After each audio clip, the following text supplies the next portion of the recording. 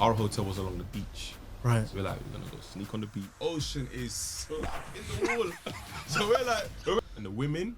Yeah. Okay, normally I'd say, no, I wasn't gonna say what you thought I was gonna say. Yeah. I was gonna say, no, but okay. No, normally, what's this? What are you gonna do? He goes, figure right. But he goes to speak to the girl. They're chatting. Within 5 minutes, bruv, him and the girl are literally the overthinker and the distressed guy that I am. Go toilet. I'll probably.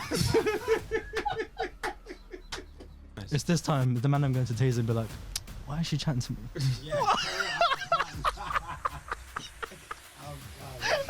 Hey, see, Tazer, I've had my fair share of those ones, bro. Like, brother, you maybe. Tazer Black, how are you, man? I'm good, man. I appreciate you for coming on, man. Thanks for having me, man. I can't believe it. You know what he said to me as well before I messaged you? He was like, I believe you when I see it.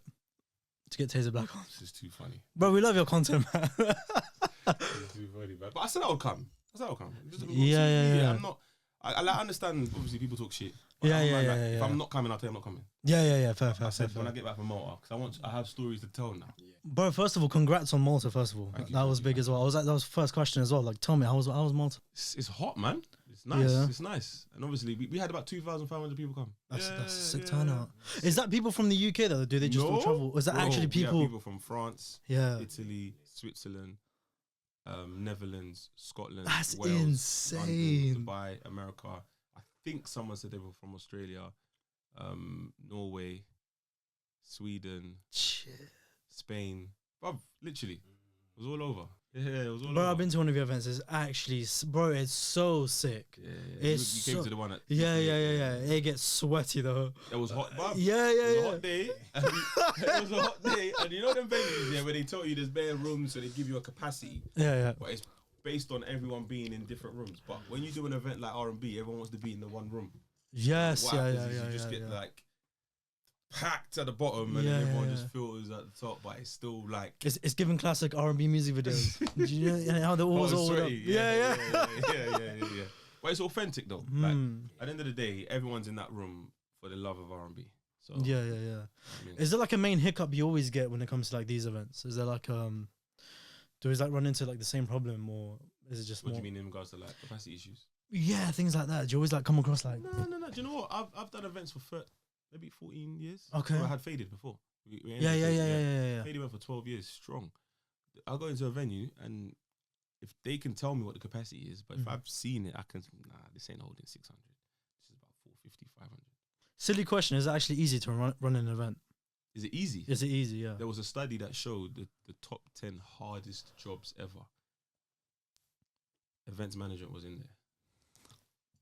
Yeah, and it was high. It was like military, doctor, events management. It was like, raw, okay. It's not easy, bro. Have you tried planning a birthday dinner? Yeah, let alone, and that's like a minor thing as well. Have you deeped it, bro? And that's your friend. Even madam going abroad as well, bro. It's like imagine that's your friends, yeah, and you probably all have each other's bank details. So sending money is not hard. Yeah. I'm now telling you, and bear in mind, I'm a nobody. Yeah, who's throwing a party, and the way I throw parties in a way where I will enjoy it. All I'm telling you lot is to come. So it's how I like you're it. putting yourself in that position of like, let me pretend like I'm going to be going to this event. Yeah, how would I? How do I? Okay. Yeah. And then we do what, like whoever's in the team, we do our flavor, and hopefully you lot like it. Because there's bare events to go to. I'm not telling, like, if you speak to anyone in my school, as in my class, in events essentially, I'm talking about like all the brands that have come out and have been existing around the same time as me. Friends with all of them.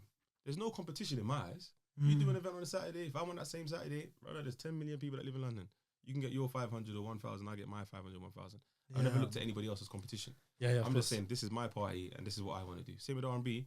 Linked up. We want to play R&B and slow jams all night. If you don't like it, don't come. But if you like it, yeah. But even if you, can I just say, even if you don't like R&B, it's so sick. But everyone should go, man. But I don't want everyone to come. So it's okay for some people. You don't belong here. No, it's true. It's okay for some people to miss out.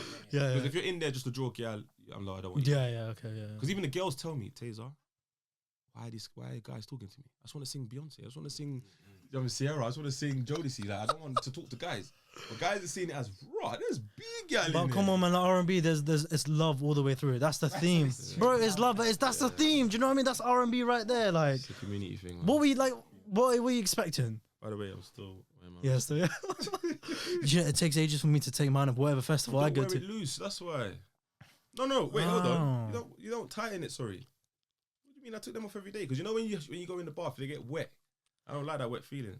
It's your event, so it actually does make sense to actually just hold on to loose, that. Man. Yeah, man. I mean, security. That's man.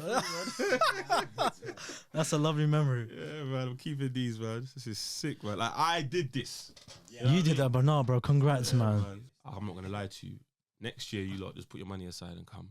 But it's gonna be nothing like the first one. Okay. Yeah, I literally got off the phone to Eddie Caddy. He's like, Tazer, I'm still thinking about it. No. Yeah, he came out with a couple of his boys. So I'm still thinking about it. And it was literally just 4 days. It wasn't nothing too crazy as well. I think the flight was like £300. The ticket, the wristband, $150. Like you weren't burning, breaking your bank account coming out there. The food probably averaged about £8, £9. Just average like a normal holiday, but this is like a nice little cheeky getaway, like a nice little weekend where you can just chill. And the women. Yeah. Okay, normally I'd say. No, I wasn't gonna say what you thought I was gonna say. Yeah. I'm gonna say. No, okay. No, normally you'll find that it's the man them getting gassed by the women. Yes. But if the women were gassed about the men, they were like, everyone's good looking.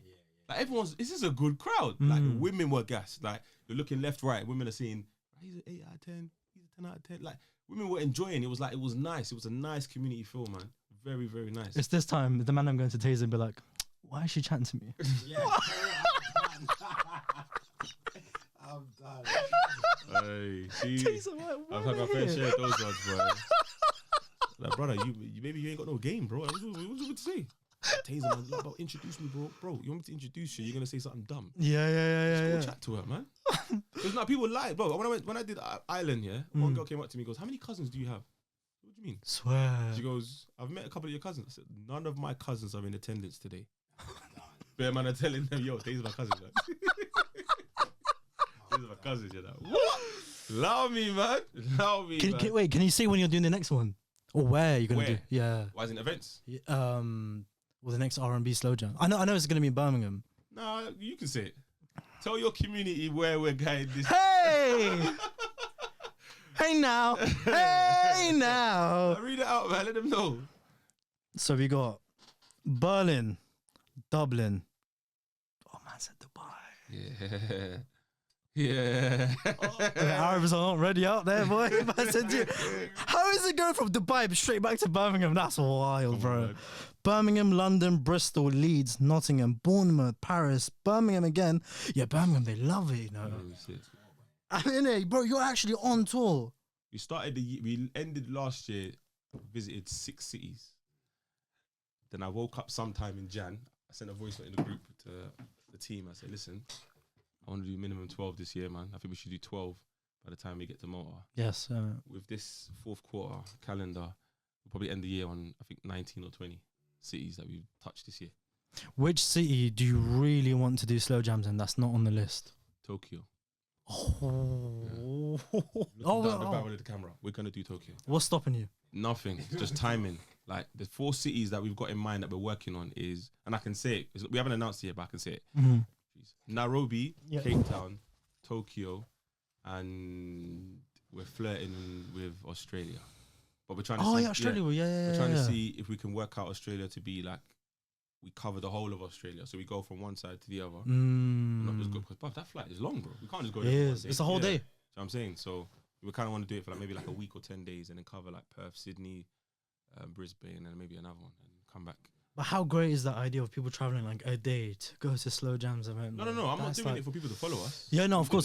There. Yeah, okay, Yeah. Like there's a community there. Like, but do you have like hardcore dedicated fans who actually like do attend these events, like even abroad? Sure. We've done. There's certain cities that you've read out. We've done multiple times already. Yeah. You know what I'm saying. Oh, so, yeah. Like I think the flyer that Matthew put out the other day. That's crazy. Dubai, you know. Birmingham, we're volume 9. This is gonna be the 9th time we've done Birmingham. You know what I'm saying. Is that because Birmingham is the most popular city outside of London? I think it's for slow jams. It's between Birmingham and Manny. Okay. Yeah. But it's the size.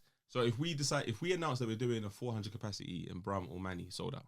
But we're going Guarantee, for like 1,000 yeah. capacity venues. Do you know what I mean? So it takes a minute, but eventually it sells out. Wow. So when running an event, what's the most hardest obstacle you've come across? When you first start running an event, you're like, I didn't expect it to be this difficult. What was that obstacle, if you remember? Do this. Nah, because I started doing house parties. And that's how it started. So I did a house party in my yard. I basically paid my mum to stay upstairs. I said, Mum, from 8 o'clock till 8 o'clock the next morning, don't come downstairs. I'm throwing a party downstairs. But I promise you, by the time you wake up the next morning and you come downstairs, the yard will be clean. So it's like it never happened. And my mum said, okay, cool. But about 50 people came, kitchen, landing, and my bedroom ram out. By 6 in the yard is a lot, you know. Yeah, by 6 a.m, a couple of people had left, and there was about 15 people in my bedroom. There was like 8 people in the bed. There was like another 8 just on the floor. One girl even went to go get McDonald's breakfast for everyone. Like, we were chilling. There's always that one girl who does that. yeah, There's always that one girl. Runs the errands. Yeah. And then my mum came down with my uncle and my auntie, and they sat in the kitchen. So the kitchen was clean, but they were trying to oversee what I was doing. But my mum couldn't see anything. She was like, it was like you never did anything. I was like, I told you. So when I did that, everyone was like, yo, you should do another one. So then I paid some girl in Woolston to use her flat. Okay. So she was going raving on a Saturday night. I said, listen, can I use your yard? Because you're moving out anyway. She was moving out, that's why. It was Okay, like, yeah. So you're going to clean up the yard before you move out anyway. Before you do the end of tenancy clean, let me throw a party in there quickly. She's like, you know what? Might as well, yeah. Imagine she came home early because her rave was dead. She walked back in her yard about 2 a.m. The party was jumping. She's like, you know what? Why did I even leave in the first place? She's like, carry on. Yeah. But she was like, let me just hold privacy in the bedroom. Like, this is my bedroom. Yeah. Everyone do what you want. And then I think I left because I had to go handle my business. You know, when some people want to entertain the host. So I left, but I came back at 8 a.m. The girl who owned the yard was in bed with 3 guys just chilling. I said, right, you're having a good time? Yes, swear. She's just chilling. Talk about privacy, bro. Fucking come on. In my mind, I'm like, people are still in the yard at 8 a.m. Like, what are you lot doing? So I've gone in the yard. I'm stepping over people. Yeah. People are chilling in the living room. People are in the bedroom. And I went to her bedroom to make sure. I see her in bed with just 3 guys just chatting. I said, well, you're right. She goes, yeah, we're cool, man. We're just chilling. The man, I'm like, yeah, man, thanks, love for that, man. Party was sick. I just cut. And I came back later on to clean up the yard, and then that was it. And that's when I knew. Also, sorry, I forgot. No, go on. I charged £5. No, I basically said pay what you want on the door. Okay. And then when I finally looked at how much I'd made £329. Something around that. Was it at her place? Was it? Yeah, but I just had one of the my boys on the door with like a jar, and they were just there like, yo, you coming to today's party? Yeah, cool. Something if it's £1, £5 or whatever. So when I took that home, I counted it £320 pound. I was like, yo, I should do events. Yeah. And that's how it kind of, from that, it moved on to me doing events in Shoreditch. And then Faded was born. And then, the rest is history. How did you meet Chuckie? I've known Chuckie he's been on the scene. I've known Chuckie from like 2008, 2009. For time. And then from there, you spoke to him and said, we got to do something. One of Chuckie's business partners. And I met him because when we were doing Faded 2012. Yeah. So we had a strong year. Going up to our first year anniversary, he reached out to us and was like, I can get you Ministry of Sound if you don't think you can do it, but it will be on a Tuesday. First year anniversary, so this would have been my 24th birthday. 24th birthday at Ministry. That's sick. So what do you need? He said, yeah, you lot can do it. You lot just got to sell tickets in advance. Bear in mind, we've never done that. We used to, back in the day, remember, you used to pay on the door. Yeah, or maybe a guest list, but there was no tickets. We weren't doing tickets. So we did it, and we ended up selling, I think, 1,100 tickets hand to hand. So he was like, what? That's when he was like, nah, you lot are sick. You don't know what you're doing. You're like, yeah, man, here's what it is. Did Ministry. And then from then, we've been locked in. We did Bank Holiday. When we did Bank Holiday, obviously, sometimes we book Chuckie, sometimes we don't, whatever. But me and Chuckie just been boys since. And then that same guy recently, let's say about 2021, 22 during COVID, he was like, why don't you and Tazer do something? And he was, Chuckie, I think Chuckie shouted at me. We flirted with the idea. We're like, hey, let's do R&B, man. We've always loved R&B. We've always said we should do something, but we just never got around to doing it. Finally did it in 2021 during lockdown. And we just invited our friends, about 150 people. But the night was so lit, yeah. We're like, nah, this has to be something. So in It's gotta 2022, be. yeah, we It's gotta revisited the be. idea, and that's what kind of gave birth to Army and Slow Jam. That's sick, man. Yeah. Come a long way. Well done to them. Thank you, man. Thank you, man. It's a That's nice feeling, sick. man. I'll be around Birmingham around the time Slow Jams will be there, so please give me shout access me, to man. But that's what you looked at, you know. I'm in Brum that day, you know. I read Birmingham 3 times. I was like, yeah, it's a sign. I gotta do it. Yeah, no, I drive up. Yeah, see that. Yeah, I'll put you down, man. Come. How's 3 shots of tequila? So now there's only 2 of you. Yeah. It's good, man. Like Yeah. the chemistry between me and Marv is sick, so we're just chugging on. Obviously, Keith fell out of love with podcasting. Can't hold him to it. It's not the only time I've heard that. I think it's happened to so many people. Yeah. Sometimes it's long, man. If people understand it, like some people see it and like, what's podcasting? It's a hobby. Bro, I've recorded every Tuesday pretty much for the last 8.5 years. I ain't missed no episode, maybe 1 or 2. Yeah. So it's still a job. You know what I'm saying? And if I know I've missed a Tuesday, there's pressure on you to record on a Wednesday or a Thursday because the episode has to be out on a Friday. So it's still a responsibility. Some people can't take that. So I'm not saying Keith couldn't. Keith just told us straight, bruv, I don't like doing this anymore. So okay. we're like, all right, cool. Fair. There's no bad blood. It's just you just Yeah. That's what it is, really. From like one podcaster to another, were there any times you were like, do I really want to continue this? Podcasting. Yeah. No, you were like, not yet. This is it. Yeah, like, not yet. Because I like telling. Basically, I see it as therapy for me. Okay, That's why I yeah. jump on bare people's podcasts. I like it. It's nice, I yeah. want someone to ask me a different question. You know what I'm Mm. saying? As opposed to the ones that I get. Cause you see me, yeah? I like talking. Ask any of my friends. I've got questions on my phone for days. I've even got questions for you. Swear. Yeah. What questions do you have? I think you should ask this question to anyone. Yeah. And see how it sparks a conversation. Okay, cool. So the question I asked is, if you had to describe a movie character that reflected elements of your actual character, who would you pick? But the idea is, you think of one, I think of one, yeah, for you. And then if it matches, you have a conversation. If it doesn't match, then you think, why did you choose that character? And then you figure out the connection as to why they made it. So a movie character that represents me as a person. Yeah, like okay. a film that you've watched or a TV series, And or you're even a music video. And that guy reminds me of And you're me. like, Ron, that's something I would do. Yeah. You know what I'm saying? So then you look into the character of that person, and then you see why that person did what they did, or why you would do it. Yeah. And then you see if it ties in with the character that they suggested. Because then you're figuring out how they see you. Yeah. So That's a sick question. So if I say you remind me of, let's say, The Rock, Yeah. Dwayne Johnson, and I'm like, why? You're like, why? And I'm like, because of the way he's witty in regards to when he speaks. You know, like when he was Yeah. If you're someone who does that, you're like, oh, okay, cool. I see what I'm going. But the reason why I say men and women, because some people don't want to offend. So when you think of a character for a woman, she's thinking, who? Yeah, exactly. Man, them will be like, ah, okay, cool. Women, they're like, why did you pick that character? Yeah. Because of how loyal you may be, or how witty you are, or how loving you are. So I'm saying it provokes a conversation. Yeah, it does. And that's actually a very good like YouTube format as well, like a dating show or something. Yeah, it's just a question and it provokes conversation. I just like having conversation. Yeah, no, that's good, man. Yeah. I just like having conversation. So We need more people like you, man. what, just talking? Yeah. Also, the fact that you write questions down as well. Yeah, It's really, bro. I just think about it. Ah, it's a good one. So picture you and your missus on holiday, yeah? Cancun, Miami, Dubai, one of them settings where it's like you're on a beach bed, but your eyes are closed. Okay.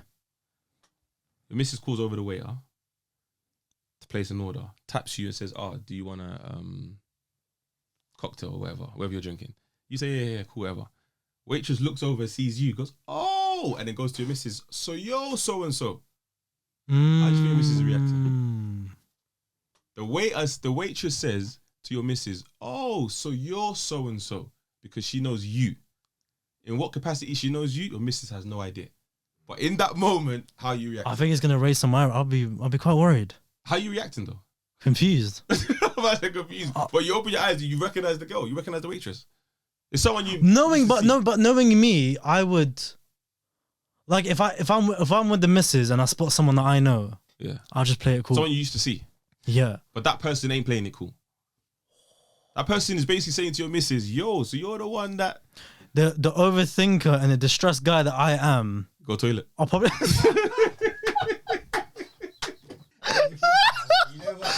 need a minute, I need a moment. Sorry man, too many cocktails, man. Let me just You know what I'm saying? Like, in that moment, you might have done nothing wrong, by the way. Yeah, but yeah, in that moment, how Yeah. are you reacting? I You're on a can't lie, holiday, you know. I'm shooketh, bro. Bro, that I'll be is shooketh. the way you handle that situation could ruin your holiday. 100%. You gotta play it so cool. And then you got to face that woman for the rest of the holiday. I can't lie to you. Why is the waitress saying, "Oh, you're so and so"? Now flip it Yeah. the other way around. You go to get a drink. The bartender is a dude that your missus used to see. Who the fuck is this guy, bro? Who the fuck is he? So what she used to see before she met you. You gotta play it cool, man. Yeah, I'm staying silent. Yeah, you can't be. Tazer, has that happened to you? That hasn't happened to me. Okay. I was about to say. How would you react? You see me, yeah. I'm not a jealous person, so I might even say, "Oh, okay, well, you lot have your conversation, big man. You know what? I didn't want you to make my drink no more. Sorry, let me go to this bartender. You get me? What do you mean? But my missus got to keep the conversation short and sweet, though. Don't be over there giggling. Yeah. No. I'm not the jealous type, but I'm a curious man. What if she tells you? And the reason why I asked this question, yeah, just for anyone who thinks my mind is just moving mad. Yeah. I watched a film recently called "It Ends with Us," Yeah, good. and you've seen it. Yes. So you see the part where she's at Yeah. dinner and then Yeah. that part. Yeah. I feel like if someone is Oh. if someone has been important in your life and you haven't seen them for time, Yeah. I feel like you're going to react a certain way when you see them. So you imagine you're with your missus in that scenario. Your missus is going to see you act technically out of character, Yeah. but then you have to basically say to her, "Listen, at the end of the day, like this is someone that was important to me. Yeah, I haven't yeah, seen yeah. them in the last however many years. You can't be mad that I reacted. I'm not saying I still love them.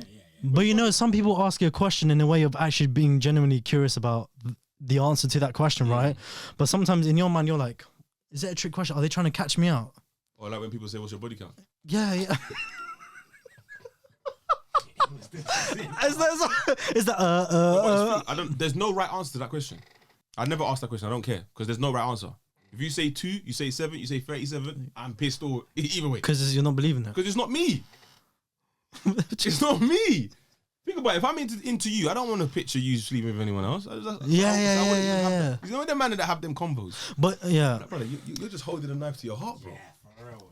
Like, why do you? you have it. It's a very good point. I hear it, but brother, their past shapes them to how they are now. Yeah. So tell me about the important guys.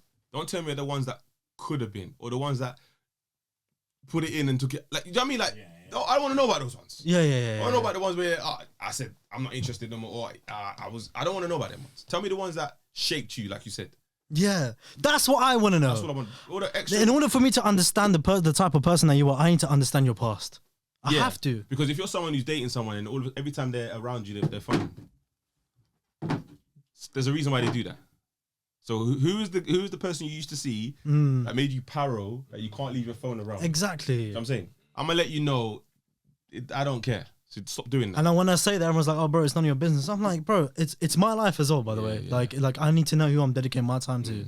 I get that on free shots all the time. You know. Swear. Apparently I pander to women with some of my thoughts. You love seeing my content. Yeah. But I'm like, I don't pander. I just understand to a degree Mm. that it's not always what the man says. So let's stop doing Yeah. Sometimes Facts. women have a say, and what they're saying, some of them are telling the truth. Some of them are obviously chatting shit, but some of them are telling the truth. We're not gonna just rubbish them. They have real life experiences. Plus, I've met men who are mad.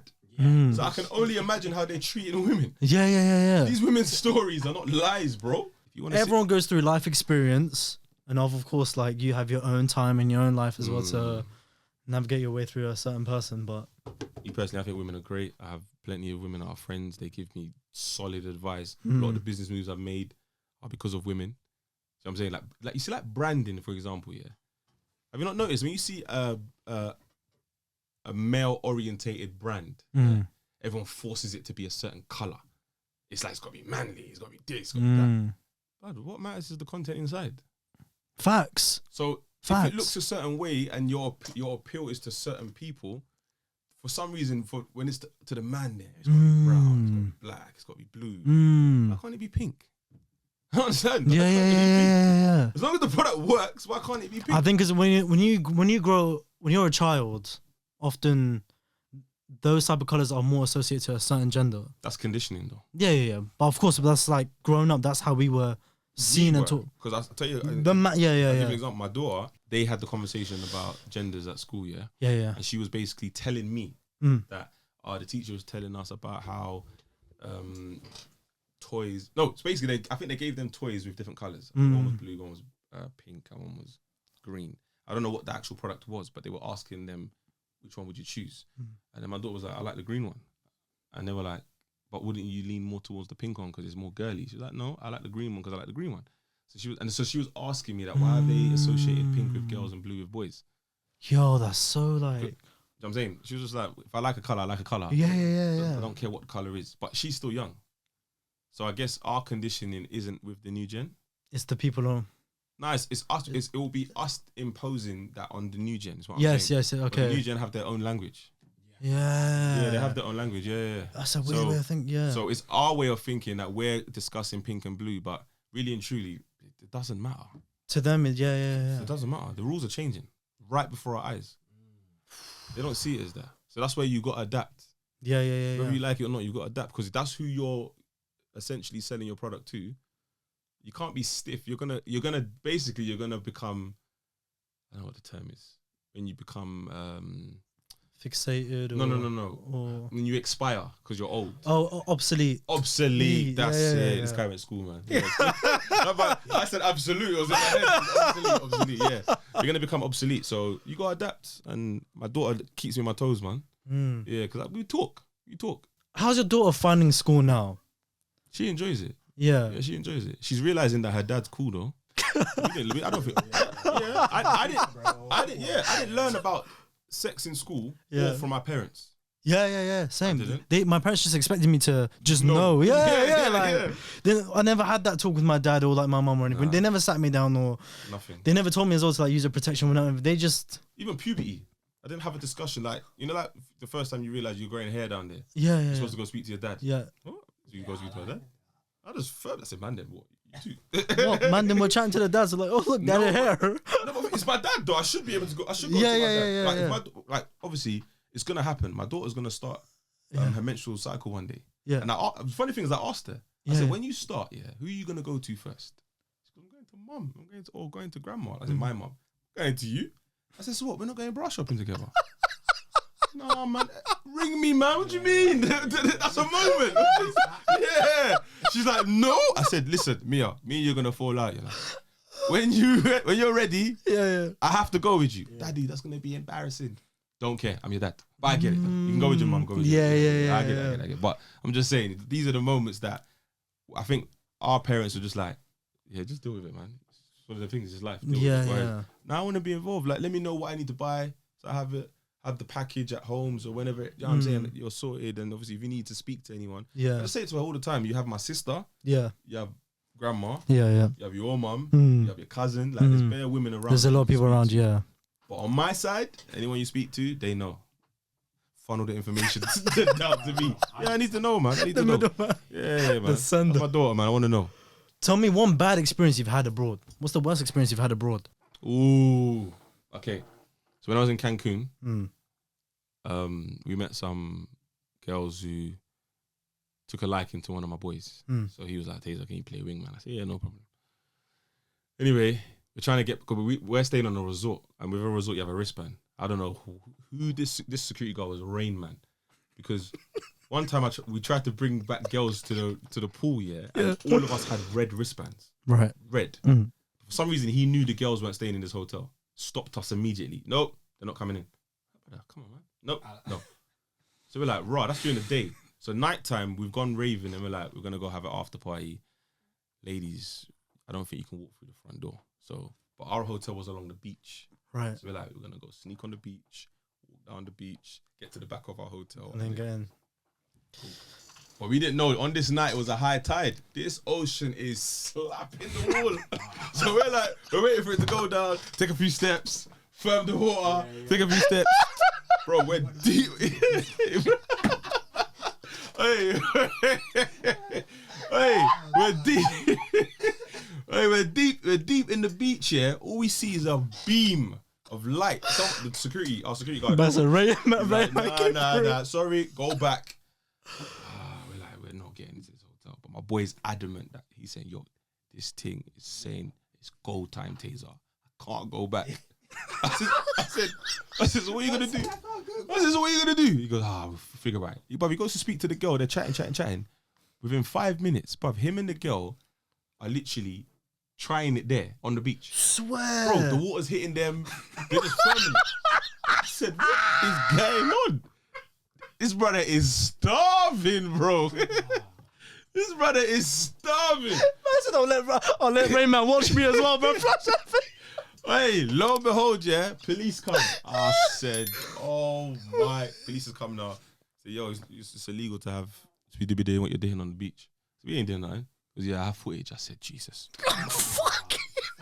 Then I said to him, show us. Then he's going through his phone. 5 minutes has gone by. He's just going through his phone. Said, brother, you ain't got nothing, bro. Allow us, man. Like, what do you mean? Who you talking to? Bear in mind, as this is happening, yeah, the girls that we're with are recording TikToks. I said, are you lot all right? We're about to get arrested. And you lot are doing that. Yeah, so this is the Mexican police. And I said, you lot don't know how to take shit seriously. Yeah. But what's going on? So I'm pleading with him, yeah? Yeah. Brother, please, like, I can see you. You don't have nothing, brother, please. He's like, all right, cool. Cut. So he just let us cut. Yeah. Bruv, do you think I went to that beach ever again? Nighttime. But I was scared though, because what another incident on that trip, one of the men decided to wee outside publicly. Feds, bruv, they didn't even let him finish pissing. He's there like this. Yeah. I think they cuffed one hand. And they said, yo, pay the fine now or pay double at the station. It's on you. But he had to run the rondos, bro. Brother, let me finish. I promise you, yeah, I think that's when he realised, yo, I can stop pissing mid-piss. I think he realised then. Swear. Bro, the Fed didn't wait for It him to hurts finish. though. Yeah, bro, the Fed spun the corner. I said, yo, what you doing? Fine, boom. What was annoying me on that trip is anyone that had a tattoo, you got a man saying, yo, that's one of the cartel. Brother, relax, bro. This is just a man with a tattoo. Not everyone is linked, yo. So it's like every time we spun the corner and we're looking at a group of people, like, oh, yeah, it might be the cartel. Brother. That was annoying me on that trip. That was annoying me because I'm like, bro, that means you can't do nothing. You can't do nothing because we're going to see Mexican people, bro. That's like coming back here, go to a pub and like, yo, that's one of the cartels, yo. Bro, like, come on, man. That trip was so funny, man. But that was one time abroad that I thought, brother, this is peak. Swear. Brother, let me ask you, what's the most you've spent in Miami? It was Meek Mill's birthday, and my boy's birthday's around the same time. So he's like, you, man, I'm going to Miami for my birthday. What you, man, saying? I said, what? I'm there. What do you mean? Even my little brother flew out. Because it was the man them. Yeah. With bread. So we're like, it was like the getaway. Yeah. 5K, cool. We get to the door. Security, the promoters just trying to avoid us because it's Meek Mill's birthday. Rick Ross has confirmed he's coming. Lil Wayne's confirmed he's coming. Couple of NFL players, couple of basketball players. Adrian Broner was there. Luau Deng, like Bear Man were there. OT Genesis. So they've all confirmed. So obviously the tables that we thought was available aren't available no more. But my boy's like, nah, I still want a ground table. So what's the price? That's when he's like, boy, you don't want to hear it. And what's the price, big man? 20 bags. My boy did not flinch. He just looked back and said, so what are you man saying? I said, raw. Okay. Okay, let's start counting it out. But I was so sick that I paid. I promise you, I did not drink liquor. I didn't even drink. Swear. Bro, I felt sick that I spent that much money. Brother, big purchases always make me feel sick. I don't know what it is. We couldn't return it. Yeah. We couldn't return it. There was I didn't drink and I get my refund. You can't do that. I was vexed. I'm just seeing bottles cut. But one Don came late. One of our man them came late. He said, what? How much table? They said it. He said, all right, let me do my bit. Yo, waiter, come here. Man just swiped $4,000. I said, is that kind of night? Yeah, you man are going too hard, man. But I just sat in the corner. I promise you. One girl tried to talk to me. I said, babes, there's like 12 men over there. I'm still hurting. I'm not even in the mood, man. She's over there like, but it's you that I want. I can't lie. But trust me, you do know it. But you don't want me. You do those things, you live and you learn, man. I would never do that again. So, never. No, man. Unless it's someone's stag. Like, it's got to be like a meaningful event. Other than that, just a normal Saturday. It's just not worth it, man. Nah, it's not worth it, man. It's not worth Unless you're like NFL level. Even then, yeah. Like, if it's not convenience I'm paying for, it's got to be convenience. Like, I'm paying an X amount because, like, as soon as I get there, you're moving the queue out of the way. I'm getting in straight to my table. When I get to my table, you do the bottle show, and it's just nice. Everyone's looked after. If it's not that, I can't be paying all that money and I'm still scrambling in the queue. Disrespect. You know what I'm saying? Because you don't rate me. You remember, I'm a nobody. I felt it the other day in Stockholm, yeah. So we had a R&B event in Stockholm. Yeah. We decided to stay and go out. We went a day earlier so we can go out. So me and my boys gone to the club. Bro, that's when I realised, Tazer Black don't mean nothing here. I'm not getting a queue jump. I got to join this queue. But it registered when I got there. I was like, oh shit, the queue was long. There's no way I'm joining this queue. I'd rather go home. Then last resort, I phoned my boy who didn't come. He was at the hotel. I said, bro, this venue, I know we've done something in this venue before. You must know the manager. Yeah. Phone him now, please. He's like, all right, cool. 10 minutes have gone by. He hasn't phoned anyone. So I'm like, I do clubs in it. I do nights in it. So I know the queue that everyone is in, there's another queue. And usually that's where the high profile people go. Yeah. I'm trying to figure out where it is. Found it, yeah. I stood there for 10 minutes, yeah.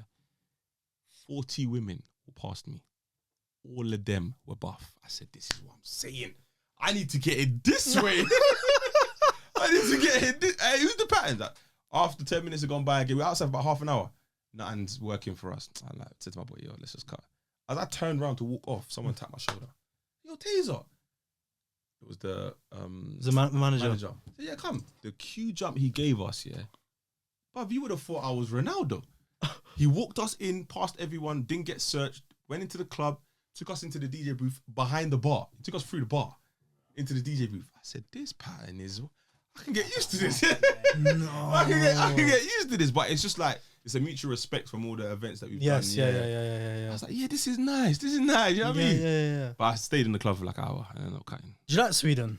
Fucking love it, bro. I've been like 16, 17 times. I used to live there. Swear. When I was young in Stockholm. But then you didn't get to enjoy it properly then? Yeah, I became back when I was in year 6 or 7. Oh, yeah. He did enjoy it. Yeah. The first time I went to Sweden, yeah, I went with one of my boys, and then we followed Kevin Hart around. Mm-hmm. Kevin Hart did his comedy show. Yeah. He did a European tour. So we went to the one in Berlin, went to the one in Copenhagen, went to the one in Stockholm, and then went to one in Malmo. Then from Malmo went to Stockholm. Yeah. Stockholm went to Amsterdam home. We just did 5 days of just traveling. Each day we traveled on a plane, but it was like 45-hour flights. That's when we went to Stockholm, I was like, we got to come back. So then we went again for a week. But we landed on like a Tuesday.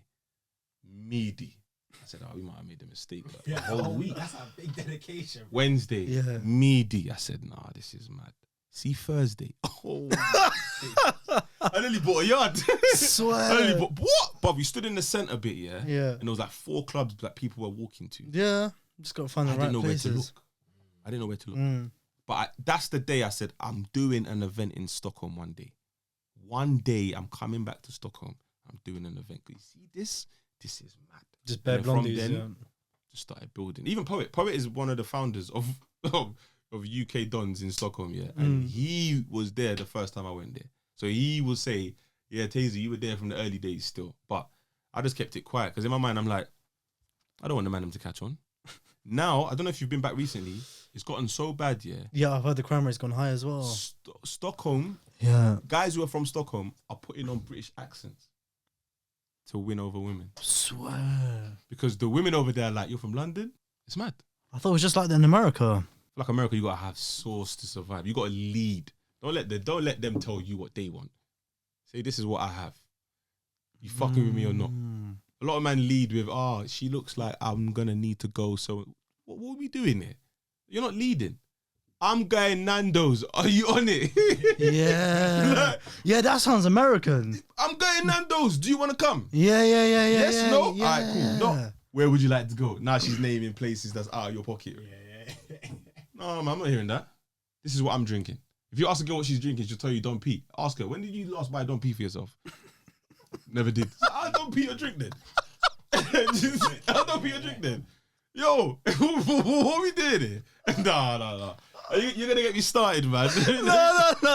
Let me pace myself. No, bro. But you made that mistake when you went to America for the first time. I did. You came across a woman, maybe, I don't know, and then what? She was like, yo, let's go somewhere. And you were like, no, it wasn't even that. It was more. Could you recommend me somewhere? No, it wasn't even that. We was at a pool party in Fontainebleau. Yeah. Me and my boy's chilling. He's talking to 2 girls. He's like, yo, Tazer, get some shots, man. I said, all right, cool. Yo, boss, man, let me get 4 shots of tequila. This guy's immediately gone for 1942. Pulled out the 4 shots. Cheers. He pushes the receipt. I see $200. I said, big man, $200? For what? Oh, I was fuming. Man said 3 samples, 200 bills. You see that Miami trip, yeah? I learned a lot, you know. It's not cheap, bro. It's not. You got to have the bag when you go there. It's not one of them holidays you can go with 4 bills. It's not. I bet London was quiet when you came back, man. You must have been like, yo. I said, yo, Matthew, what's going on? What's the next event, man? We got to start.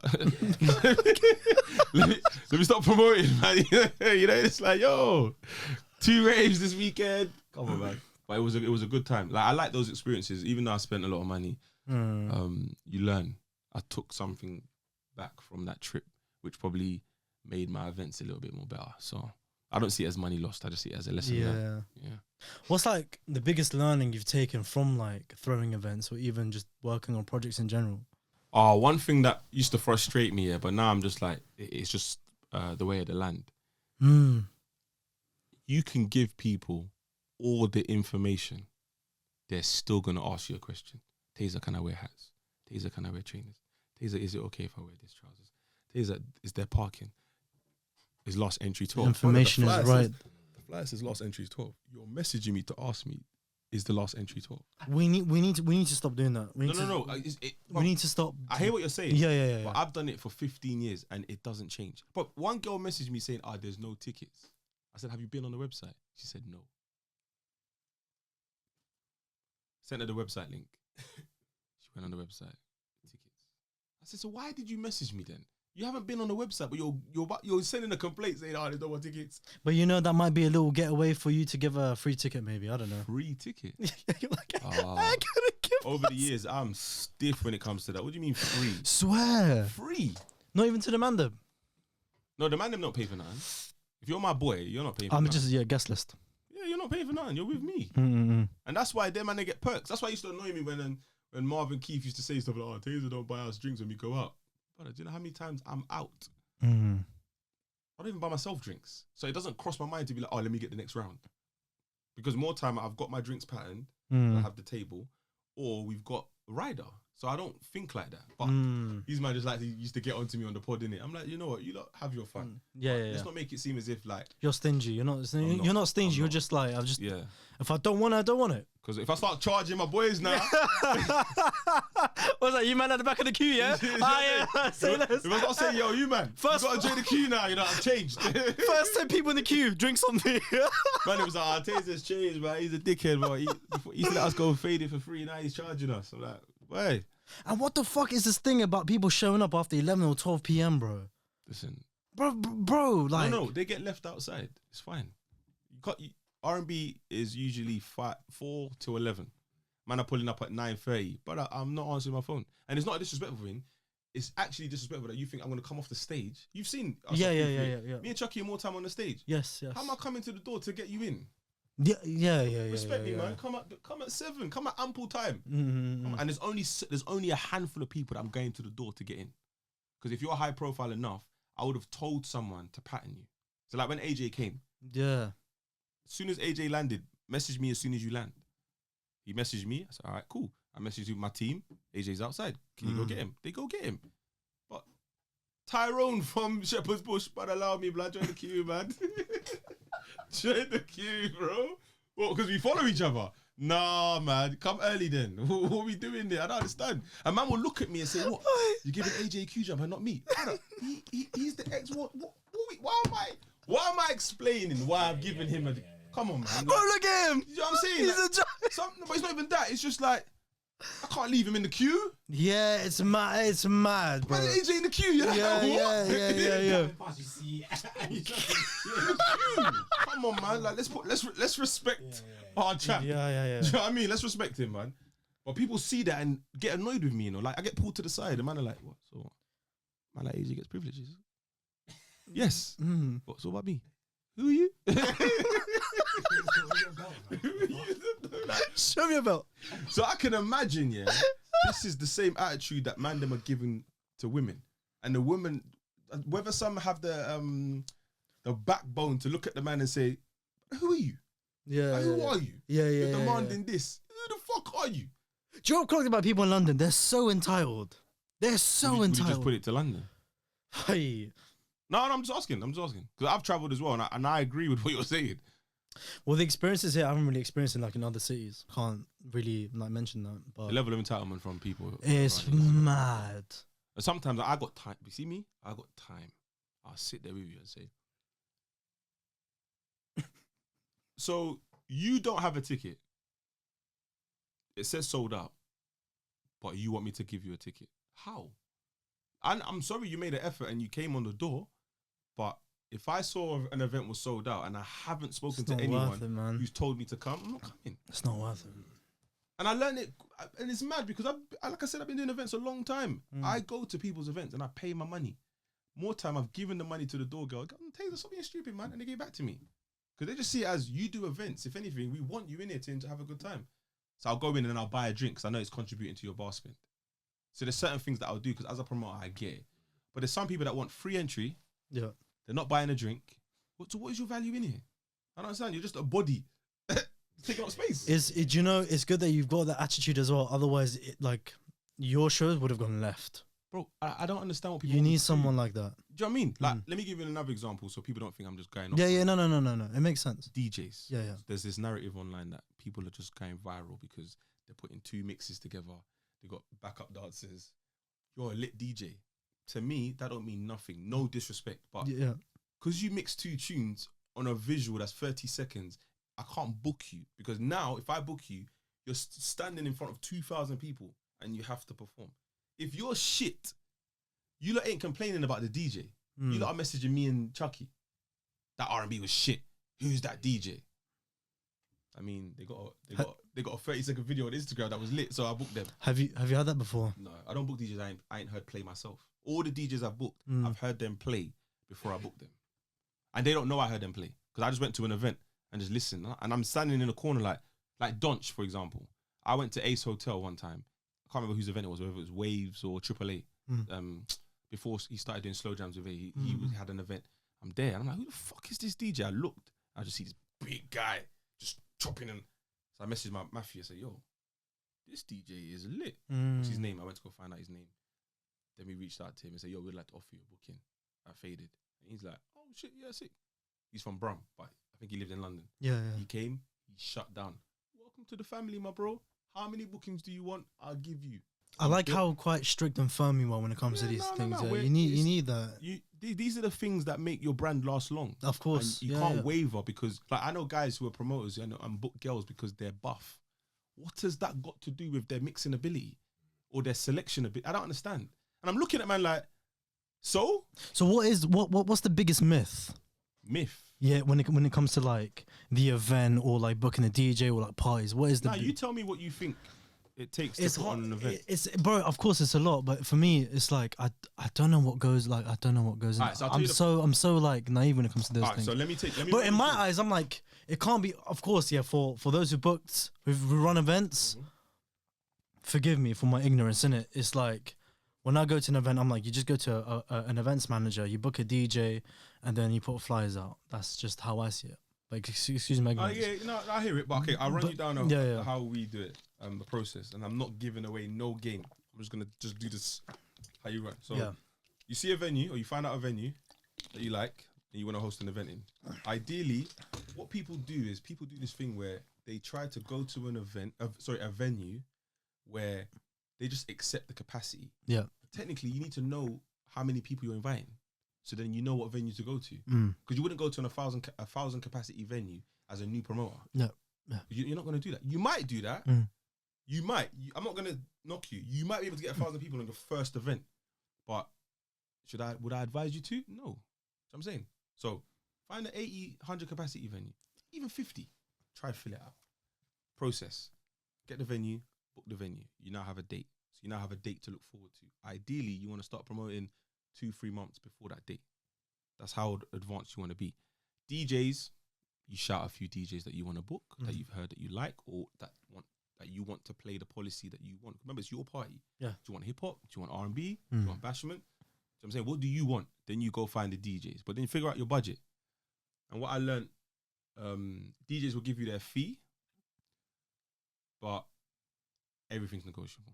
Because you could tell me your fee's £5. When was the last time you got paid £5? 2 years ago. So why is that your fee? So because you got paid £5 for one booking, all of a sudden you're just charging £5. You're going to be there for a long time then, because a lot of us are not paying £5 for a DJ. Especially a DJ that's not like... Because what happened is, there was a shift. Sorry to digress, but there was a shift on social media where people were paying DJs but then wanted them to promote. And the DJ started realizing, no, that's a separate fee. Like, they charge for that as well? No, but respectfully, people message me all the time, Tazer, can you promote our event? No. I got my own event. That's like an artist asking another artist to promote their music. Exactly. Are you paying me? Oh, but you're asking me to pay. No, I'm not asking you to pay. I'm just saying $5,000 because I don't want you to pay. I'm not saying my fee's $5,000. I'm just saying something stupid because I know you're not going to pay it. But it's because I don't want to do it. How can I be promoting your event and I got an event? It's a nice shutdown, yeah. Do you know what I mean? It's just one of them things. It's nice, I can't afford it. Yeah, cool. I don't want to do it anyway.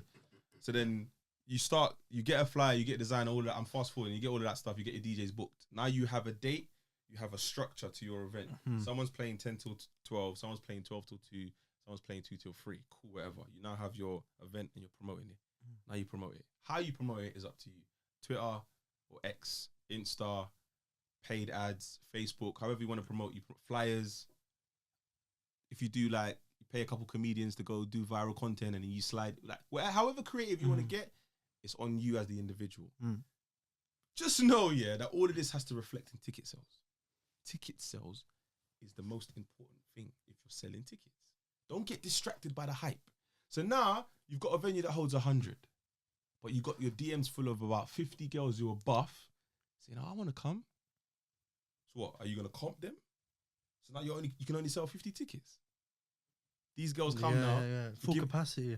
These girls come now. You're giving them what privileges over ticket buyers because they're buff. That's not even helping. It doesn't help the business. No, but you know when I'm saying it, it sounds like it makes sense. Yeah. But I've seen man move mad just because a girl is buff and she's got buff friends. Now you've skied a whole table that you could have sold for $5 because you want to put 8 girls who don't chat to each other on the table. Now your bar spend, you ain't hit your bar spend because you thought these girls were going to spend. Yeah, and at the end of the week, when you look at your profits, where is it? It's in your DMs because some girl was like, "Oh my God, that was a nice party." What the fuck do I do with that? I know it's a nice party, but that doesn't mean anything to me. And I've seen so many promoters come and go because they just enter it wrong. You go in there, you're comping everyone. Why? You post a flyer for me and I'll comp you. You got a girl posting your flyer. This is a nice looking girl. Who do you think is following her? Bear Man. She's now told Bear Man she's going to be at your event. So who buys tickets? Bear Man. It's a good like miniman strategy though. Get the man to buy all the tickets. And just don't show up to the event. I said don't show up to the event. I was just at home just counting the peas, you know. Hey, there's different ways to do it, depending on the event that you're doing. But for me, I'm more as time went on, I just more focused on vibes. Because I'm providing a vibe. Guys can come, girls can come, whoever can come in it. Does Chuckie think like you? Okay. We're usually on the same wave. My other business partner is Matthew. We're all on the same page, man. We all discuss, we all understand, we all get it. It's about the vibe. If it doesn't feel right, I'm not doing it. So Malta felt right.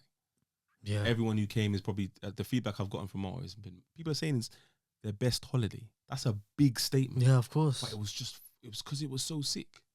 It was just sick. It was just, I can't say anything wrong. What's the worst complaint you've had? So there was an incident in a venue that we had in Camden, yeah? And I think someone was getting rude to someone, but this Donny, like, he went for his waist. Whoa. Exactly. So I've just grabbed him. I said, brother, whatever you're about to do right now, don't do it. But then I think as he's kind of like pushed off, something's smashed. I think it was like a window, but it sounded loud. So the music stopped, but it was about the end. The night ended at 3. This was about 2:45. So technically it was at the end. So we had to leave. Managers turned on all the lights to ask everyone to leave. I'm telling my boy, listen, if you've got what I think you've got on your waist, leave now. Because if the manager's called police or whatever, you're going to get in trouble for stupidness. Don't do that. So he kind of woke up and then he cut. So when we're outside, the girls are coming up to me saying, "Oh my God, I can't believe it ended early. I should get a refund." But in my mind, I'm just thinking about, is this going to be an incident that we're going to have to go sit in front of security or police, whatever? And I've got someone in my ear talking about, I should get a refund. Whatever the woman said that day means nothing. You just saved. But you've been raving for like the past 5 hours and you're talking about a refund because you didn't get the last 15 Bro, it's in their minutes. blood, you know. They love it, bro. They love it. People can't get enough, especially people in the UK, bro. They You live like for that. complaining. They love it. One woman, we used to do old school Sundays in Shoreditch, a venue called Far Rockaway, 6 till 12. She got there at 6. This isn't what you lot advertised. Where are the people? But the bartender's not even there yet. The email, she sent the email swift. She got there at 6. Emails already in the inbox at 6:15. Let the night build, ma'am. Like, come on, man. Yeah. I want a refund, I want my money back. But you see that, if I was there, because I wasn't even there then. 6, come on, man. If I was there, I would have said, "Yeah, here's your money back." I would have given them. I don't have time to hold people's money. Yeah. Here's your £10 back, please. Thanks for coming. I love that for you, man. You're just like A, B, C. Why are we no complicating A, stuff? no back to D, no back to we- flipping. Ain't got to complicate nothing, man. Like, let's just do business and let's just all act accordingly. And let's all say what we mean and mean what we say.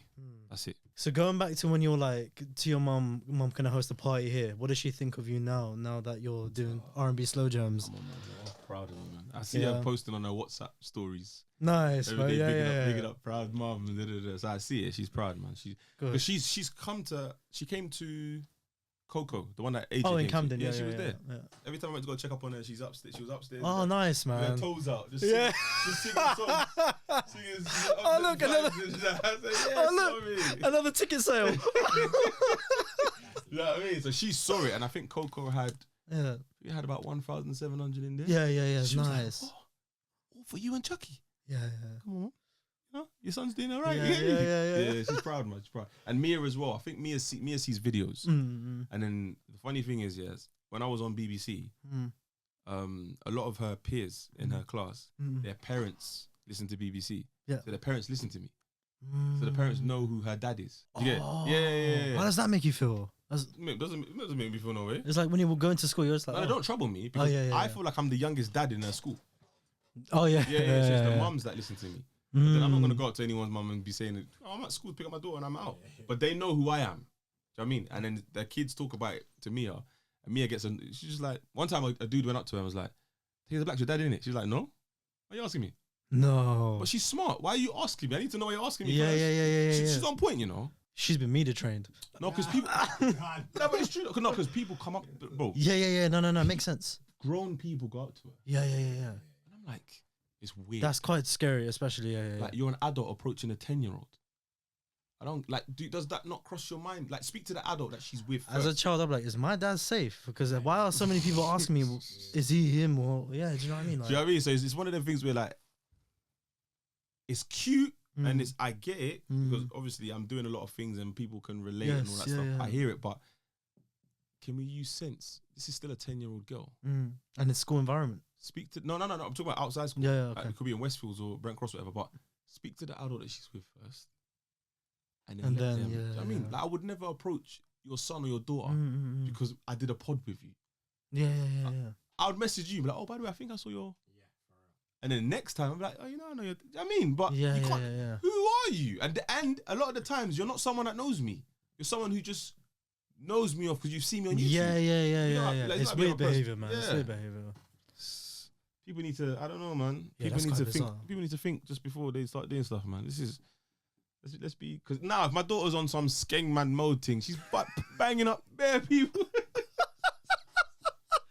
Hey, Skeng man you mode. don't know who you're approaching, so you gotta take time, man. It's like when people approach celebrities when they're eating. It's like, my family, man. Yeah, I thought about that as well. It's like when you're with they're having a nice, it's Yeah, like man, it's with my privacy, family. You don't know man. what's going on, man. Let me be private, man. But I get it from the fans' point of view because they're seeing it as, but when am I going to see you again? Yeah. I think when a fan watches like someone they really look up to, they just lose all composure. So it's like privacy is like out the window, like etiquette is like out the window. I'm very big on like relationships.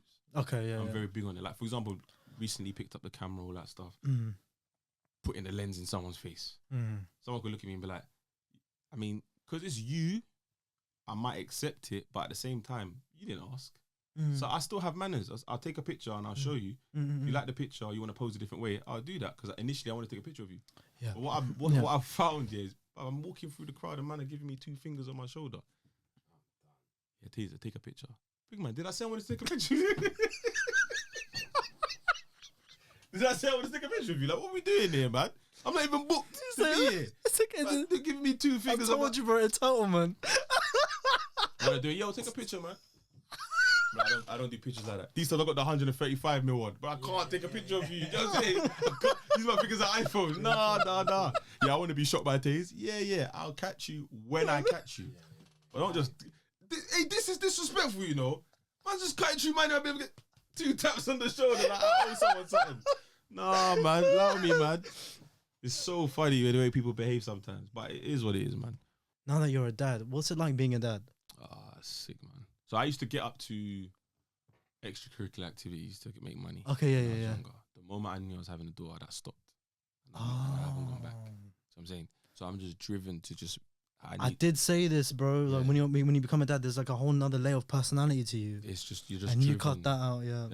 And you're not afraid to say no to things. That's one thing I realized. So becoming a dad and also reaching the 3rd floor, turning 30, you say yes to the things that you gravitate towards, and then you start saying no to the things that you don't. Like, respectfully, saying no is not a bad thing. Yes. But a lot of people try to make you feel bad about it. You know what I'm saying? Like, they'll ask you something, but you're not allowed to say no. And I do it with my friends all the time. Like, Tazer, can I borrow your iPhone charger? No. Why? Why are you asking me why? It's either yes or no. Do you know what I mean? Yeah. Because if I said yes, there's no why that follows with that. You just take the charger, you do your thing. But no. Oh, you're being difficult. No, you asked me a question and I've answered you. Let's just leave it there. Okay. But because you didn't get the answer you wanted, all of a sudden we're doing wise. No. But I'm being a prick. But yeah. But what I'm saying is, no. There's self-awareness going on. No. But my point is that makes sense. Question. Some people ask it expecting the answer to be yes. Do you know why? Because socially, universally, It goes back to the yes is usually in the answer. Yeah.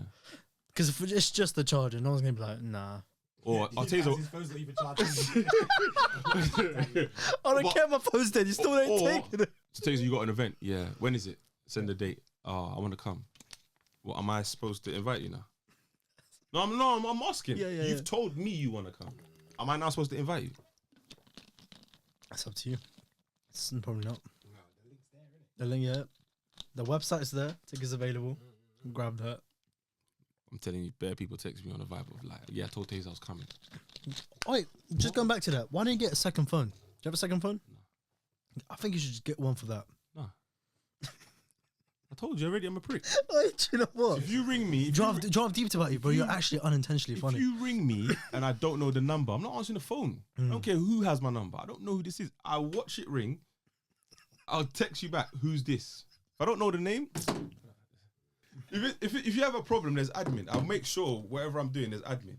Like, and I learned it from when we did Old School Sundays. We were trying to there's bare inquiries, and I'm like, Matthew, I can't be doing it. What are we doing it? People are messaging us directly, so we just set up an email, Jess at, and people used to come thinking, yeah. So I spoke to Jess. I'm like, yeah, it's working. You divert someone else. That's like people say they have management. That's you, bro. Yeah. It's you, bro. Jesse. You know what I'm saying? That's Come on, man. you. So that worked. And I was like, oh, shit. When people think they're talking to someone, they get very personal and all that stuff. Yeah. It's a name. It wasn't help at or admin at. We just made up a name. Yes, yeah. But people started sending their inquiries. It made people start sending their inquiries because they felt like they were talking to someone. Also, I'm like, AI, as much as we think it's not coming, is coming. Yeah, 100%. It's coming. 100%. What do you think the first thing? Do you know what I think? You've seen the movie iRobot. Yeah. I think it's going to be like that. But I ain't seen that robot in a minute, though. Brother, it's going to be rewatch iRobot. Yeah, I need to rewatch it. It will be exactly Why, like, as in the robots are going to take over? I think everything that happens in the movie is just the nearest thing I can believe that's going to happen to this universe. I don't know if it's their intention, but a lot of us have become very lazy due to convenience. Like, I remember when I moved into my new yard and I ordered food from a restaurant I could see from my window.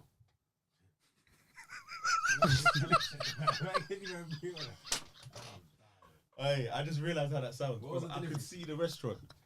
My man even saw the delivery guy walk in. I saw the guy walk in. I saw the guy walk out. The guy phoned me, said, "Yo, where's your house?" And that big man, can't you see me at the window? I'm here, man. That's what I knew. But that's what I'm saying. I'm being honest. But AI is going to take over because we are lazy, bro. How short is your attention span? It's not that short, you know, because I can watch movies, I can watch TV series if it's interesting. Yeah. If it's boring, but my phone gets picked up. I don't even know what's going on. And my daughter's told me to watch Jujutsu Kaisen. Oh yeah, the anime. Yeah. She's like, "Can you finish it before I start school?" Yeah, sure. Thinking it was 10 episodes. Thing's 24 episodes. I said, "Babes." They're not that, the anime's not that long though. I know, but like it's the concentrating. Yeah. So every 2 days I'm getting a text. Brother, I can't get into anime, bro. I've tried. I can get into anime films, just not the TV shows. Because I'm a big movie and TV. I'm a big movie buff. Movie buff. I love let's go films. then. What's your top 5? Top 5? And not actually top 5, just what you've... And on top of that as well, I saw your episode with Nice Baby. I know you're big into documentaries, was it? Or was it that different? No, yeah. Top 5. I say 1 is Whiplash. Whiplash? About the drummer. It's on Netflix. Oh, I've been told to watch that. I haven't watched it yet. Watch it. Yeah, okay, cool. And if I had to compare myself to a character, it'd probably be that guy. Okay, cool. So 2, probably The Dark Knight. Come on, man. Yeah. Number 3, it'd probably be like City of God. Okay. 4 is hard. Have you seen Parasite? Yeah, that's a great film. Great film. It was but I watched that so many times. I watched it in black and white. Yeah, there is a black and white version. Yeah. On Prime, I watched it in black and white. The first and last time I watched it was in cinemas, so I might have to give it a rewatch. I know it's on Netflix. Cold, bro. It's so good, isn't it? Fam. The script writing in that is so and the detailed. Cinematography. Yeah, so even the latest Batman with I think Robert Pattinson and Zoe Kravitz, bro. I watched it for the first time, and I said, "Oh, come on, man, this man's rubbish, Batman. What's he doing?" I watched it again, bro. Yes. I was at the edge of my seat. I said, "This guy has, bro, he's embodied Batman, bro." You gotta remember, you see what they done with Joker, as in Joaquin Phoenix. Joaquin Phoenix, his version. So you gotta remember, there's so many layers to a character. He's just showing you another one, but because we've fallen in love with Christian Bale, we don't want to accept Robert Pattinson, but he plays Batman to the T. Bro, that is bro. He plays a broken Batman. Okay, yeah. He doesn't play the billionaire. He plays the broken version that he's rich, but he can't help no one. He plays it very well, bro. Watch it again. I'm telling you. So sick. There is a scene in one. I think in the beginning, I think there's like a crime scene investigation. Batman comes in, and then one of the feds is like, he can't be in here. Yeah. Batman just stares at him, just wants to fuck him up. Doesn't do it, he just stares at him. That's a broken man. Even Gordon. The new Gordon is cold. The black guy. It's so, bro. The film is so dark. It's gritty. It's like so. It's shot very well. Yeah. It's shot very well. And obviously, because I'm into cameras now. Yeah. That scene with Penguin. You know when Penguin's driving and he gets a car crash. The upside down. That exposure isn't normal. You see how bright that fight? That's not a normal shot, you know. But they nailed it. Brother, Tazer, I swear to God, for the past couple of days, I've been watching behind the scenes of the making of the Dark Knight trilogy and the Batman. Been watching the behind the scenes footage all on YouTube, bro. It's sick, man. Watch it. I rate that Batman. Oh, do you know what's another good film? I watched it the other day, Blink Twice. It's in the cinema. Oh, with Channing Tatum. Bro, this guy keeps talking about this movie. And do you know what's scary about that film, It slightly mimics what's going on with P. Diddy and all of these. Oh, it's current. Bro, there's a powerful scene where Channing Tatum is looking at the girl and he apologizes for time. I'm sorry, man. I'm sorry. He goes, you don't fucking care. You don't care. I can say sorry as many times as I want. I'm still going to do my fuckery. I was like, yo, this guy's right. What? Do you know what I don't like?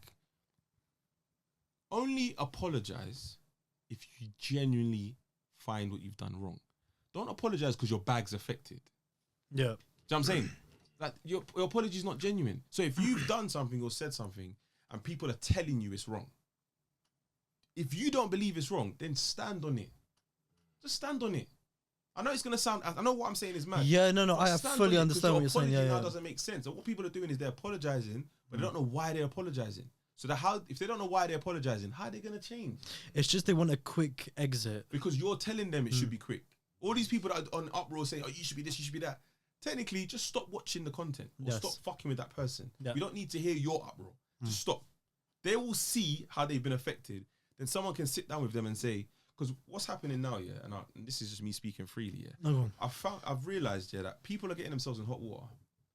A PR company will come in and help you. What I've noticed is the PR company that comes in and help you are not of our colour.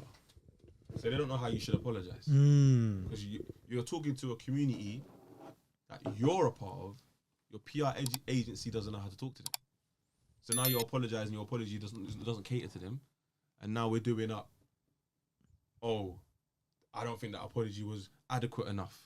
So you want them to apologise again? Yeah. As a human being, you know what it's like to say sorry. No one likes to admit that they're wrong. So I'm saying more time we wait till we're caught red-handed. So if that's the case, come on, man. I'm not apologising and pretending to tear up on camera because they feel like that's what you want. But they're still going and keeping up badness. And that's what this film is about. The film's cold, though. I need to check it out. Yeah, I missed that one, man. And for the women, trigger warning. Okay, Yeah. I heard it's quite trippy as well. It's quite like loopy in a way. And it's shot very well. Shout out to Yuri Kravitz. It's shot very well. Yeah. Obviously, now that I'm into cameras and that. Yeah. I love that for you. Like, it's shot very well. But there's a scene, and sorry, spoiler alert, and you probably remember the scene. You know when they realise that they're in danger and they have to smile to pretend like they want to be there. But that hurt me, man. I never ever want to be in a situation like that. And I never ever want to put someone else in a situation like that. That is deep. But I like the fact that she's put it in there to show people that this is sometimes what we get ourselves into. You know, the last time I felt like that was in Get Out. You know when she's like rummaging through her bag and she gets the keys and then Daniel Kaluuya just drops the bag. It's that realization of, what the fuck do I do? What do I do? It's not nice. Not a nice feeling, man. And I think I'm very in touch with my feelings. If something makes me feel a certain way, I don't want to do it. And if I'm in an environment where I can't say I don't want to do it, I don't know how I'm going to react. I don't want to do this, but you're telling me I can't. You don't want to do it. Do it. Huh? What? Yeah. It's a tough one, man. It's a tough one. But that movie, and also the reason why the movie is deep is because clearly this is someone's experience. This isn't just a movie that's creative. She's writing for a lot of people who have been silenced as well. Do you know what I mean? So if you get a chance to watch it's that so film, current. Yeah, I'll check it out. it's deep still. Well, you're big into documentaries as well. What kind of docs do you watch? So like the ones that come out on Netflix are just like the true crime ones, but I don't like to see the crime. Did you see the documentary where the woman got lost in some lift? Just went missing. Yeah. Like stuff like that. I'm just like, yeah. I'm just like, oh, what, the one in yeah. Do you know what kind of docs are? Yeah, in the tank. Like that one there is a bit like, what are we doing here? Did you ever watch Don't Fuck With Cats? Yeah. I like docs like that. Hey, do you know what's so mad? I found the link to the video that was on the dark web. Oh, swear. I saw the video. Fuck. You see this guy? Listen. You see, he chopped up the man's cheeks and started eating it. Yeah. Bruv, he chopped it up like it was a cake. Like literally. I said, this must be fake what I'm watching. And then literally the video disappeared. I've never seen it again. I was like, this guy is a madman. Mad.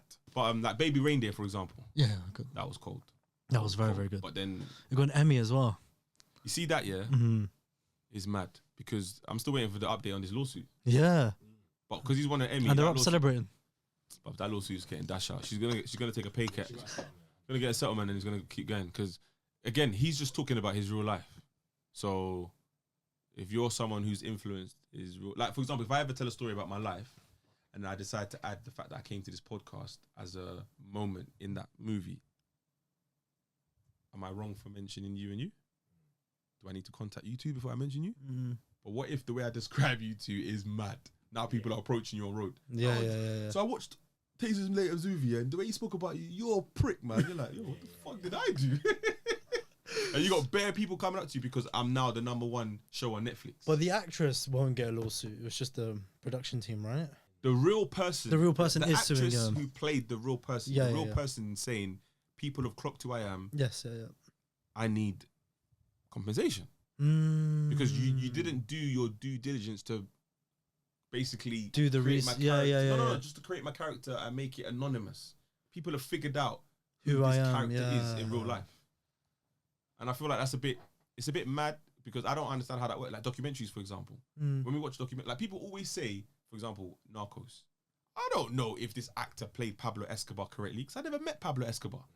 How would we ever know? How would we ever know? But there are people that do know, and I believe they should be in the writing room. I can say though, if you're part of a cartel, I know worse shit has happened than what you watch on Narcos. Though. Oh yeah, 100%, bro. Yeah, and TV's going to that route where shock factor is like, think about how much things. Do you know what's another sick film? Sorry, No, go on. The New Alien. Oh my god, it's incredible! It's incredible. What? I was scared. Talk about cinematography. Yeah. Wait. Also, let me ask you a question. Yeah, you see the black brother? Yeah. Is he acting as AI, or do you reckon they use CGI? I think it's acting. Then he needs a clap. Yeah. Acted like a robot. Yeah. Oh no. Yeah. No, he was sick. He killed it. When you watch it, you're like, what's wrong with this? And you're not the only one. You're not the only one to say that as well. A lot of people have come up to me and been like, "Yo, would you like? Was that actually him?" I was like, "Yeah." Cold. Great actor. And I've seen him in thing. He's in Rye Lane. Yes. It's him in Rye Lane. That's how. Yeah, that's what they said to me. Yeah. British actor. Would you get into acting? Nah. Have you ever been approached to act? Yeah, obviously they say, you got following. Really? Is that something you consider doing? You know, back in the day when everyone was doing YouTube series. Oh, yeah, But that's just not my bag. I think you'd be good at making movies, seeing as you love like cinematography and camera. Yeah. I think behind the scenes, yeah. I think one day when I'm bored, I might just shift into that. And no, you should, man. Make a short film or something. Like start, script writing. See how it goes. But again, I'll just tell my stories. I'll just sit one day, just zone out and listen to bare episodes of Free Shots, old episodes, and just figure out a timeline of stories and what makes sense. And then one day, How about this? Yeah, how about a horror movie in a podcast studio, where the podcast interview is actually just a setup of some sort. Oh, that's bad. Oh, you need to see Trapped. Oh, Trap. cold. Hey, this is my guy, you know. Trapped. Hold on, man. You said you was a film buff, you know. Hold on. Trap. Hold on. Because there was one that came out recently. He mentioned 4 films, you know. He said he's a film buff. I'm on to you know. I need more films. Wait, which trap? The trap that came out recently? Yeah. Oh, with M. Night Shyamalan, the director. Who? About the dad in the concert. Yeah. I've seen that. Okay. It's cool. Yeah. Trap. Yeah, I've seen that. You know that's the same writer as Split. And Yeah. M. Night. But M. Night. I think his daughter was involved in this one. Yeah. Can I just say as well? I think that was just a strategy to get his daughter to writing credit. Yeah. But it makes sense. You can see the daughter's influence, the perspective of singing, dancing, and acting. But you know what scared me though? Again, as a podcaster, your mind just goes elsewhere. No, go on. So you see the incident that happened in Manchester with Ariana Grande. Yes, yeah. That's making me think: was that part okay? Was that planned? But it went wrong. Do you know what I mean? Did they know when they were searching? No. But did they do that intentionally to find him, and then it went wrong? Is what I'm saying. Because that could have went wrong. You've done this whole. You've put all these people in one room. Oh, it's a good observation. Catch a criminal. It's a good observation. All the people in this room don't know that they're there for you to catch a criminal. There's just bare police around. You know what I'm saying? Like the woman who got her face fried off. Yeah. Come on, man. That's casualty. That's a good observation. But they'll look at it as, but we sacrificed however many to catch this serial killer. Yes, yeah. That's how they work. And that's the problem with AI. AI is going to work out that if I'm in a situation where I've been instructed to protect you, I could be play fighting. AI don't know that. Lock off Tazer. That's it. It's kind of, when I was watching it, I kind of thought to myself as well, like, we usually, when we go to concerts, we'll feel safe. We feel like, oh my God, it was about to catch a vibe. But now I've seen that movie, I'm like, oh, I'm going to go to the next, let's say, O2 Arena, looking around like, oh man. Are you trying to catch someone? No, yeah. Like, who's here? But he was moving mad. Yeah. He was moving. Yeah. And the daughter was like, Dad, are you all right? I'm fine. I'm like, yeah, this guy. He played that role very well. I like movies like that as well. Yeah. Like when movies that make you think. Not necessarily horror that's gory. That's why I liked Alien. As much as it was gory, it wasn't based on that. I don't like horrors like that. The only horror that I watch that's like that is Saw. But because Saw still has a storyline. How do you handle with horror movies? How do you deal with them? If it gets bloody or scary, I just go on my phone. Swear. Yeah, because it's the sound that gets you. It's the sound. One time, a company wanted us to do an ad. Yeah. And they suggested that we do monkey see, monkey do. I said, so hold on a second. You want me to do this, Marv to do this, and Keith to do this, and put it on a campaign? But no one thinks 3 black boys is monkeys. They really. Well, hold on. You're telling me they really sat in the meeting We room had to. and said, "Yeah, this is one of the sickest ideas you've come up We with." had to repeat it to them for them to understand that what they said was mad. How, That's and why. how did they react? They're like, oh, we didn't look at it like that. That's what they'll say. We didn't look at it like that. Oh, sorry. Move on. I was like, right, okay. None of you looked at it like that. Yeah, none of you looked at it like that. Cool. That's how stuff like the H&M with the monkey. That's how stuff like that gets away. Because there's no one of the same color as the boy in that room to say, but what you look doing? Because they don't want to let us in. Start letting us in, man. Start letting us in. These lot really sat in the meeting room and said, "We're going with this." When these boys land, this is what we're going to tell them. I said, you lot, what? Again. But you just sit there and you just sit there and you think. How did your boys react? What did they say? We just all laughed and like, you lot are crazy if you lot think this is getting ahead. This like we'll give up the bag if we have to. Like, this is stupid. I'm not going to do it just for the bag. Like, I'm not going to do it. You lot see it and be like, and then I come out and say, yeah, but I got paid money though. No? No, what's that? But someone will do it. Someone will do it. Someone will accept it. Sometimes. There's no ill intent behind it. Yes. They just genuinely don't know. Yeah. So you're offering them a perspective and then they realize, oh shit.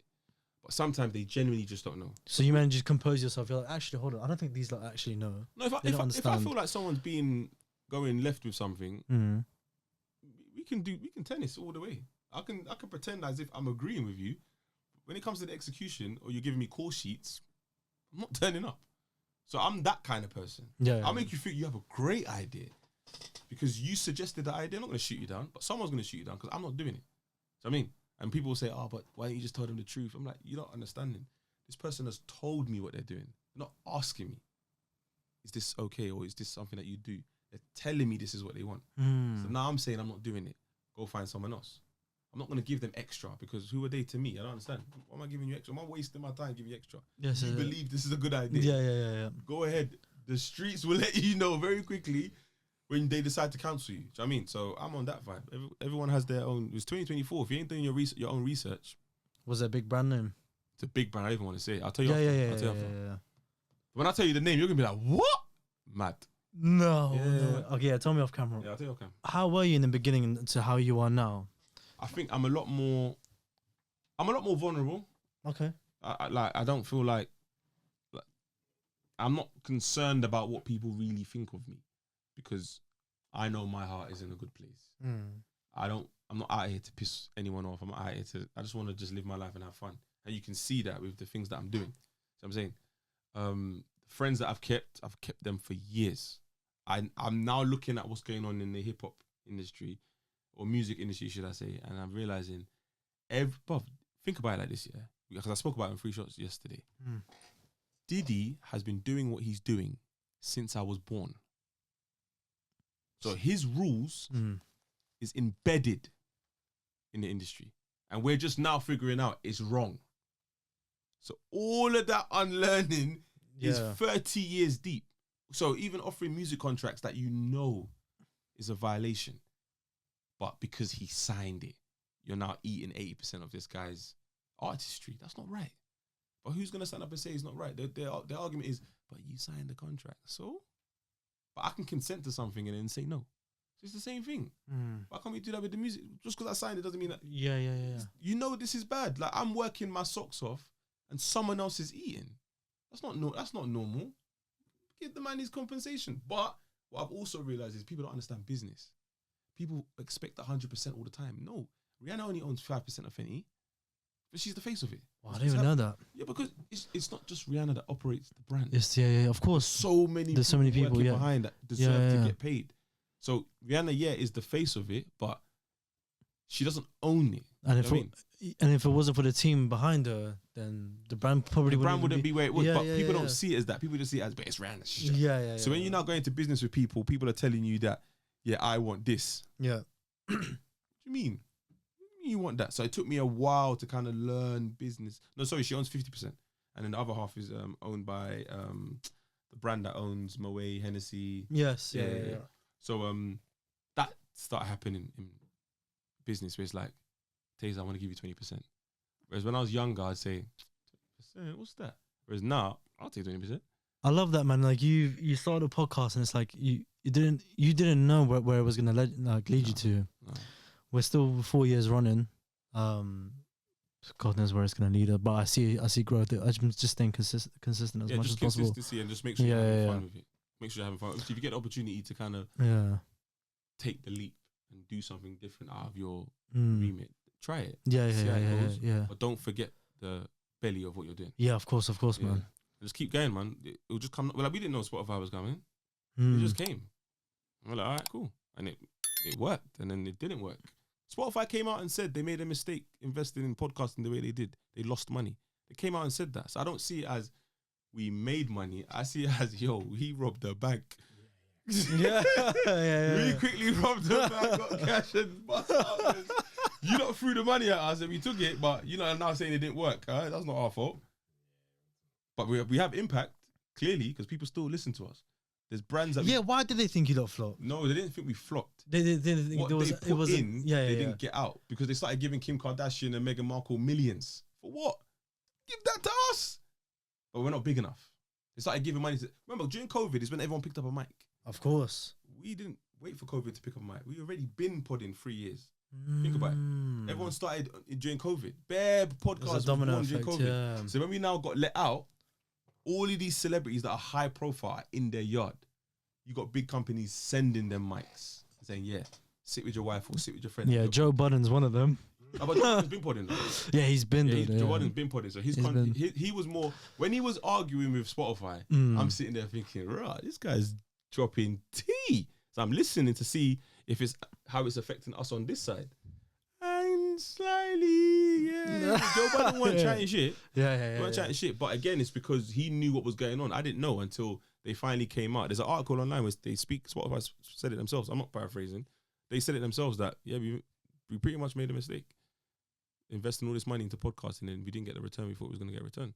Because they just didn't. But who, aside from, who were they also investing in? Because that sounds... Amy Schumer. Okay, because that sounds kind of mad. Like, they're actually telling the people they were paying, oh, we made a mistake, guys. No, but think about it. It's not about telling them. Meghan Markle and Prince Harry have been paid a certain amount to create a podcast. Yeah. With the aim of the podcast making more than the amount they paid. Yeah, that's not good. With ads and stuff. Yeah. If it didn't, and they're giving them a 6-month window, it's a flop. If you buy, what team you support? Chelsea. Yeah. Okay. Yeah, I know. Just Mudryk. How much do you think you're selling him? You think you're selling him for what you paid for him? No. Enzo. You think you're selling him for what you paid for him? No, probably exactly. So you've lost money. So when a player comes to your club for 100 M's, but then leaves for 20 M's, you've lost money. I don't need to say it. You've lost money. Yeah. It's quite out there in the open. Yeah, you've lost money. It's obvious. Yeah. But there's other places you can go to now. I'm using what am I using? Acast. Acast, yeah, that's what we are. Yeah. Acast, I love it. Acast is good, man. Yeah, man. And then when you get a certain amount of streams, then that's when the brands whatnot come in. It's one of them things where it's like you could have a niche as well. Yes, yeah. So the biggest genre I heard that generates the most money in podcasting is true crime. Women. Really? What? Why did I think it was sport? Sport must be up there, bro. It might be up there, but I heard the biggest is true crime. Yeah. These are companies now that are waiting for like stories. Yeah. If you because it's real life. This is unheard of. If you're a personality that can pivot into true crime, there's money waiting for you. But you gotta be good. Don't just do it because there's money. Yeah, no, of course. That's you gotta remember why you first start. Yeah. I always have. That's the thing. That's why I'm not getting into it. I know there's a bag there. I can go to a company and they'll give me a big bag to start a true crime podcast. But that's because it's not my bag. That's not me. I might even talk about the case in a weird way, and all of a sudden they're like, but I've realized that if you have a audience that fuck with you, they fuck with you. So anything you do, they'll lock in. If you started a cooking show, people will lock in. They listen to your pod and they find you entertaining and they fuck with you. Yeah. They'll watch you. And that's where Chunks, Philly, Harry, Specs, they kill it. Because they offer their audience a variety. Whether it's a quiz, whether it's football, whether it's cooking, whether it's date. You know what I'm saying? So that's how they have a broad audience, because they don't just stick to one thing. So I'm like, when I saw that, and they've done it at a young age, so now that they're older, it's like they can now pick and choose what they do. But essentially, watch their content. they're just with their friends. Just- Whatever you yeah. throw at them, they just do. That's sick. That's how it should be. But a lot of people don't get that. They just want to be the lone soldier, just doing bare stuff, and then it doesn't get enjoyable. It's not enjoyable. It's dead. Like if you knew you were going around the world with your brethren, just capturing stuff and making money, you're fulfilled inside. Whereas if you're just like, for example, R&B, because I'm traveling with Chuckie, it doesn't feel like work. But imagine I was going to R&B by It myself. feels just like a holiday, like it's not work. Yeah, It's work. Yeah, yeah, But yeah. it just feels like we're just working Which but is- together. Yeah, But yeah, imagine yeah. I was traveling by myself. It Mm, wouldn't be as fun. yeah, yeah, yeah, yeah. Yeah, you know what I'm saying? Feels like, yeah. So ideally, you want to be able to use whatever resources you have to create an environment where you put your brethren on. So now your brethren's rolling with you. Whereas a lot of people, I've noticed that they get to the position where they can bring someone through and then they don't. And then they wonder why they don't enjoy it later on. It's because your brethren's not with you. You've alienated your brethren because of a particular bag. Share the bag with your brethren. Yeah, that's sad, man. Do you get? But you get it. But Yeah, yeah, yeah, yeah. sometimes it's a learning curve. You get there, you realize, I did this wrong. You know, I should have done this with, and then you figure out. Podcasting, the same thing. If I was to ever do anything outside of podcasting, 100% bring my friends in. You have to, There's no way. because you even see companies who have created a podcast and they've just got this person because he's bait, Yeah, yeah, that yeah. person because he's bait. Put them together. It doesn't last. Yeah, of course. There's no chemistry. You throw topics all day long. At some point, there's going to be a gap in the conversation, and the listeners listening. They're like, why have they been silent for a minute? Because they don't have to fill the gap. It's just cut. Like, I remember I went to a podcast, yeah, and I heard the man say, "Cut that laugh. I need to get it again." I said, "What?" No, surely It was not. true. It was heavily produced. It was weird. It was supposed to be a podcast, and it wasn't a podcast like we're shooting a film and then it's a scene in a no. Man This is an said, actual "Cut, laugh podcast." again. A man said, "Cut." I like that laugh, but I didn't get that right angle. Do it again. I said, "What?" Yeah. But Ugh. again, people don't. You know when people just say, "Oh my god, these lot know what they're doing." Okay. They don't. What do you mean cut, laugh again? What? That's dead. Bro, when I first heard that, I was like, yeah, you see podcasting, let me just go back to my studio and just Let me just chill do, where yeah, I know where man. I am. Because some people are just entering this thinking it's a cash grab. Yes, yeah, yeah, yeah. Like, yeah, forgetting the part where you're supposed to enjoy yourself. yeah. And I've said this before, they quit after like 2 weeks. Because they're just a number. Brother, like It's just a number. and it's like they make podcasters look bad in a way. They do. Not entirely, yeah. just in a way. It's like, And then they start chatting shit to go viral. brother. Yeah, that's another thing that's annoying me. Where they say stuff they don't believe, but because they know it's going to be triggering online, people bite. But people bite though. Yeah, I've come to that as well. Please, if you start a podcast, stay consistent. Consistency is not just showing up either. It's whatever you talk about. Yeah, yeah. And what are you talking about? Yeah, yeah, of Are course. you adding value? Are you just talking to talk? Yeah, Are yeah, you yeah. adding value? What would you take from this podcast? You two have a nice friendship. Yeah. You have good chemistry. Mm. And I feed off that. You lot have made me feel comfortable enough to come in and talk. Oh, I appreciate that. No, but man. Yeah, yeah, that's yeah. very Yeah, important. that's important. Yeah, yeah, yeah. Imagine I walked in and I I get just that a felt lot, to bare be fair. tense. Yeah.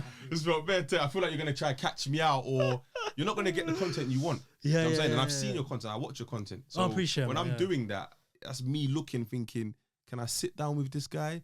Is he someone that I'm going to have to just have a conversation with, or are we going to end up scrapping because you say something and all of a sudden I don't like you? No, I just appreciate kicking off cameras and all of that. Because that happens. Yeah, yeah, yeah. That happens. I've seen it happen on podcasts where Yeah. a man just like, who are you talking to? He's like, why are you coming with that energy? I just asked you a question. No, Yeah, I was no, like, yeah, no, never, man. Yeah, it's yeah, techie. yeah, yeah, No, yeah. you say never, but I'm just giving you an example. Yeah, like, yeah, no, of these- course, yeah, yeah. And I don't want to be that It kind could of. never happen here. Yeah, and man. I don't even like, as much as people say, yeah, but you should go on another podcast. I'm like, nah, there's some podcasts I'm not going on. Nah, I'm not interested. Not interested. Before we wrap, have you been on a podcast where you truly felt uncomfortable? When you're like, how do I leave? How do I get out of here? But I don't want to tell them. What? See, this is where me and you differ. If I'm on a podcast and I feel uncomfortable, I'm walking out. You're walking out. Keep that on Have you camera. done Nah, that? I've never done that. 'Cause I don't go on podcasts. I don't know anyone. Oh yeah, Nah. you do your research before. I do my research for 100. But you see my brand, yeah? Mm. I've noticed. No, just a brand. You have to protect it. It's not any. No, you're not going to protect me. As much as you say you would, I have to do the first layer. Yeah, yeah, yeah. And then any additional is, okay, I'm grateful. But it has to be me. When you first started 3 Shots, where did you see yourself going? Or where did you want to go? So again, when I started Free Shots, I just wanted to tell my stories, all of my experiences from before 2016. I just wanted to share. And I think I lived a mad life. I usually push the boat out in certain environments, and then it leads to a funny situation. I just wanted to share my stories, and then it became, this is costing us money to go studio and record. So how can we make money? That's when we started doing live shows. So we started doing live. That's another thing I want to do. Live shows, man. So we started doing live shows. Started generating money. So we started just banging out live shows. But we've done like 27 live shows. So I'm saying, and talking in front of a crowd is not difficult for me. As much as people say it's difficult, it's not difficult for me. It's actually not. It's not difficult for me. You've gone from like 250, 300 people to 3,600 at Royal Albert Hall. And I was... That's big as well, bro. Congrats on that, by the way. Bro, that's... But it's things like that. Like when I'm sitting there in my mind thinking, we got a show where Shepherd's Bush Empire. After that, Hammersmith Apollo. After that, Royal Albert Hall. Like, I'm doing something. But then what that was doing is giving back to the community. Right, okay. So I'm saying, as much as we're just thinking we're putting on a show, the people that have been listening to us relentlessly for the past however many years now have the opportunity to see us live and see if it's real. And then they're getting that. So I'm saying, it's not like I'm coming on stage and they're like, it's a nice feeling. I mean, it's incredible, like, I've been listening to this guy for 6 months. I see him, he's a pussy. You know what I'm saying? It wasn't that. They're saying, this guy stands in his raps. So it was that kind of feeling. It felt good meeting the people that listen to us. It felt good. So I think that's where you kind of might want to venture. Do more live stuff. Interact with your fans more. Maybe do a call up where you talk to your fans.